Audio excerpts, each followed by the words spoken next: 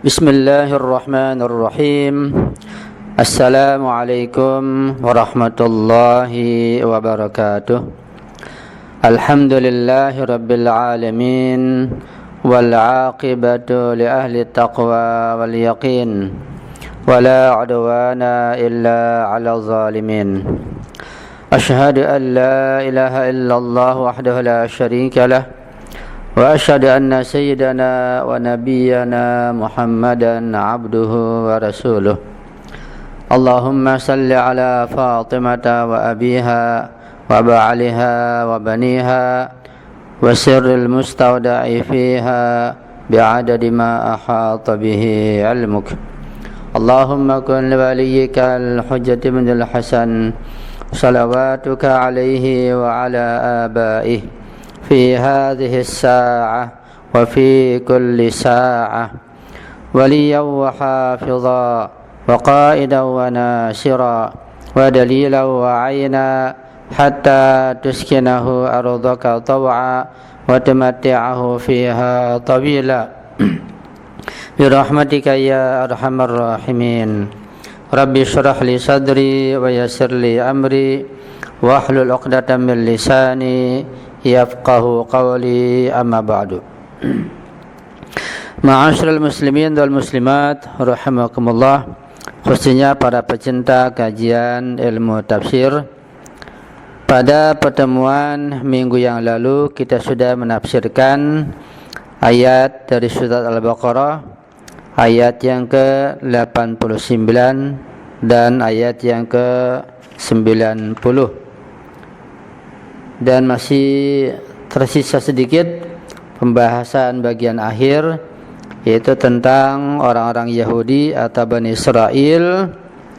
Mereka mengharapkan kedatangan seorang Rasulullah setelah masa fatrah begitu panjang, dan mereka telah mengenal tanda-tanda Rasul yang akan datang itu dari kitab mereka, kitab Taurat. Bahkan mereka berharap dengan kedatangan seorang Rasul nanti itu akan mendukung mereka dan mereka menjadi menang ketika perang melawan orang-orang musyrikin Quraisy yang pernah mereka kalah dengan mereka. Tetapi yang terjadi adalah ketika Rasul itu datang dan mereka sudah susah payah menjumpainya, mereka malah mengingkarinya dan mereka mendapat kutukan dari Allah Subhanahu wa ta'ala akibat mengingkari dan mendustakan kitab suci mereka sendiri. Begitulah mereka ditundukkan oleh hawa nafsu mereka sendiri. Pada halaman 84 dikatakan, wa hakadha tastati'ul ahwa'u wal masalih asy-syakhsiyatu an taqifa biwajhi talibul haqiqah mahma kana al-fardu 'ashiqan li hadhihi al-haqiqati wa tawaqan lil wusuli ilaiha wa yatrukaha wa ya'ridu anha. Demikianlah hawa nafsu yang ada pada diri mereka, kaum Bani Israel, dan karena kepentingan-kepentingan pribadi mereka dapat menghalangi mereka sendiri ketika mencari hakikat, mencari kebenaran, mencari seorang Rasul yang akan datang, yang Allah utus kepada mereka.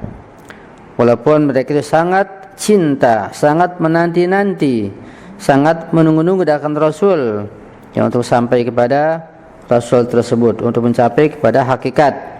Tapi mereka setelah berjumpa dan sampai pada mereka Rasul tersebut, lantaran bukan dari bangsa mereka, mereka menolaknya, mereka mengingkarinya. Bal tastati'u al-ahwa'u aydan an tuhawwila hadzal farda ila aduwwin ladudin li hadhil haqiqati. Bahkan hawa nafsu mereka itu, cinta kepada kepentingan mereka itu dapat mengubah dan merubah seseorang menjadi musuh yang luar biasa dalamnya, musuh yang sengit terhadap kebenaran tersebut. Ma asyadda khasarati haula'il yahud. Oh, betapa meruginya orang-orang Yahudi dan Bani Israel tersebut. Taraku awtanahum wa hamu fil ardi bahsan an alamati ardi risalah thumma hum khasiru kulla syai'. Pada awalnya mereka itu berhijrah, pergi meninggalkan kampung halaman mereka, pergi ke tempat yang lain demi mencari tanda-tanda kerasulan dan kenabian di bumi risalah di kota Madinah, dan mereka mengalami kerugian dalam segala hal.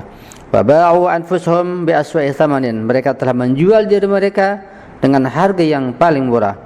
Bi'sa mashtaru bihi anfusahum, alangkah buruknya jual beli yang mereka lakukan itu.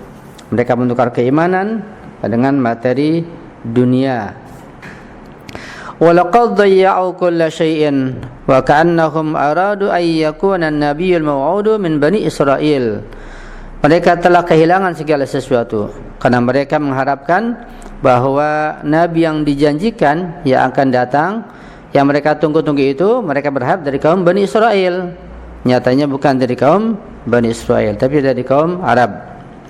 Walihada ta'allamu min nuzul Qur'ani ala ghairihim. Karena itu ketika nabi yang datang tidak sesuai dengan harapan dan syahwat mereka, mereka merasa sakit hati ketika turun Al-Quran kepada selain dari kelompok mereka.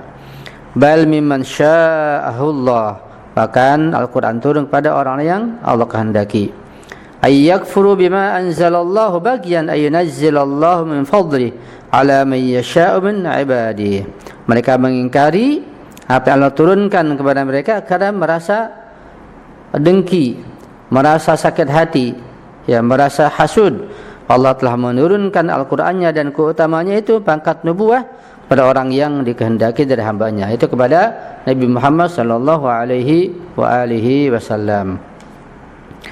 Walidzalika syamilahum ghadabullahil mutawali. Oleh karena itulah, dengan sebab kedengkian mereka, dengan sebab mereka meninggalkan yang hak, mereka kufur, maka mereka diliputi oleh murka Allah Subhanahu wa taala yang berturut-turut, yang bertumpuk-tumpuk. Faba'u bighadabin 'ala ghadab, maka mereka mendapat kemurkaan di atas kemurkaan, laknat dan kemurkaan serta siksa yang bertumpuk-tumpuk, tindih menindih. Walil kafirina 'adzabun muhin, dan bagi orang yang kafir itu mendapat adab yang menghinakan. Ba'u bimakna raja'u, ada ungkapan ba'u, makna adalah raja'u kembali. Wa aqamu fil makan, dan diam di satu tempat.